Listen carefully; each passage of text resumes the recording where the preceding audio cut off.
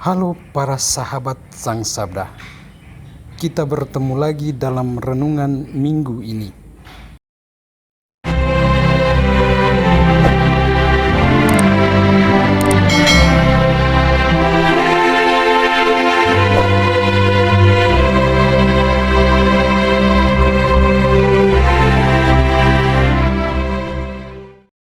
Kita membaca dari Injil Yohanes bab 20 ayat 19 sampai 30. Yesus menampakkan diri kepada murid-muridnya. Ketika hari sudah malam pada hari pertama minggu itu, berkumpullah murid-murid Yesus di suatu tempat dengan pintu-pintu yang terkunci karena mereka takut kepada orang-orang Yahudi. Pada waktu itu datanglah Yesus dan berdiri di tengah-tengah mereka dan berkata, "Damai sejahtera bagi kamu." Dan sesudah berkata demikian, Ia menunjukkan tangannya dan lambungnya kepada mereka. Murid-murid itu bersukacita karena mereka melihat Tuhan. Maka kata Yesus sekali lagi, "Damai sejahtera bagi kamu. Seperti Bapa mengutus aku, demikian juga sekarang aku mengutus kamu." Dan sesudah berkata demikian, Ia menghembusi mereka dan berkata, "Terimalah Roh Kudus. Jikalau kamu mengampuni dosa orang, dosanya diampuni. Dan jikalau kamu menyatakan dosa orang tetap ada, dosanya tetap ada." Tetapi Thomas, seorang dari ke-12 murid itu yang disebut Didimus, tidak ada bersama-sama mereka ketika Yesus datang ke situ. Maka kata murid-murid yang lain itu kepadanya, "Kami telah melihat Tuhan." Tetapi Thomas berkata kepada mereka, "Sebelum aku melihat bekas paku pada tangannya, dan sebelum aku mencucukkan jariku ke dalam bekas paku itu, dan mencucukkan tanganku ke dalam lambungnya, sekali-kali aku tidak akan percaya." 8 hari kemudian, murid-murid Yesus berada kembali dalam rumah itu, dan Thomas bersama-sama dengan mereka. Sementara pintu-pintu terkunci, Yesus datang dan Ia berdiri di tengah-tengah mereka dan berkata, "Damai sejahtera bagi kamu." Kemudian Ia berkata kepada Thomas, "Taruhlah jarimu di sini dan lihatlah tanganku.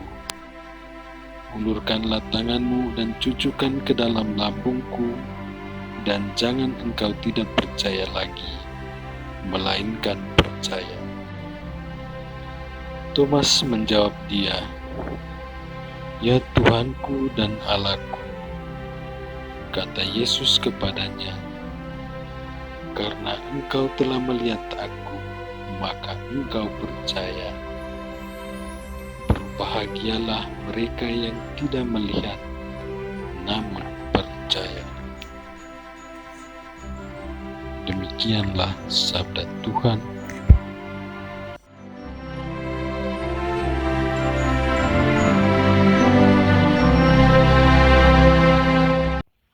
Maukah Anda bebas dari persoalan hidup?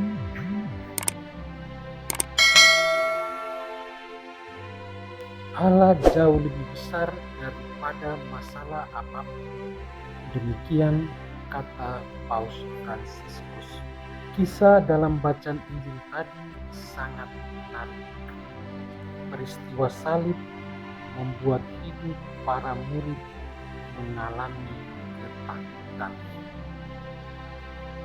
Takut terhadap orang Yahudi. Karena itu mereka bersembunyi dalam rumah rumah dengan pintu terkunci.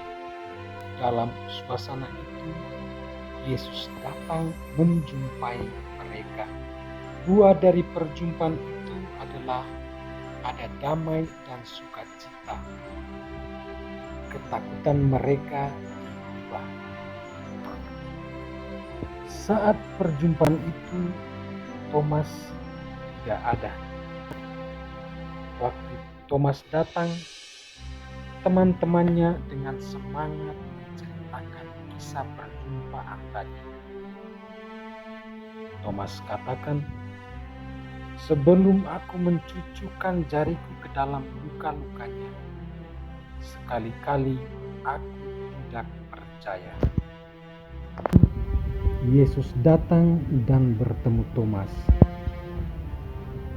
Dalam perjumpaan itu, Thomas lalu percaya bahwa Yesus sungguh telah bangkit. Saat ini, Anda dan saya juga punya banyak persoalan hidup. Konflik dalam rumah tangga, cari uang semakin susah, harga kebutuhan pokok semakin tinggi, konflik dengan rekan kerja, semua orang semakin sibuk dengan diri sendiri, dan lain sebagainya. Pertanyaannya, siapa yang bisa menjawab semua persoalan hidup kita ini? Injil tadi memberikan jawaban paling tepat. Yesus adalah jawaban untuk seluruh persoalan kita. Lalu mengapa kita masih ragu terhadap Yesus? Apakah harus bertemu Yesus dengan mata kepala sendiri dulu baru kita percaya? Keraguan ini membuat kita seperti ada di persimpangan jalan. Mau pilih Yesus atau pilih yang lain? Saat ini kita terlalu mengandalkan kemampuan kita. Kita terlalu berharap pada kemajuan ilmu pengetahuan dan teknologi. Namun faktanya si orang semakin terpuruk dan bingung. Injil hari ini ajak kita untuk rubah pola pikir kita, ubah kadar iman kita.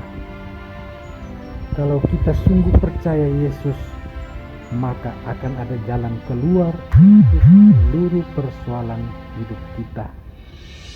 Karena saat kita percaya, pintu kelimpahan akan terbuka bagi kita. Anda belum yakin? Carilah Yesus, maka Anda akan membuktikannya. Mari kita berdiri di bawah kaki salib, di hadapannya, di bawah kakinya, dengan kesederhanaan dan ketulusan. Letakkan semua persoalan hidup kita di bawah kakinya, maka Ia akan mengubahnya menjadi kegembiraan dan sukacita.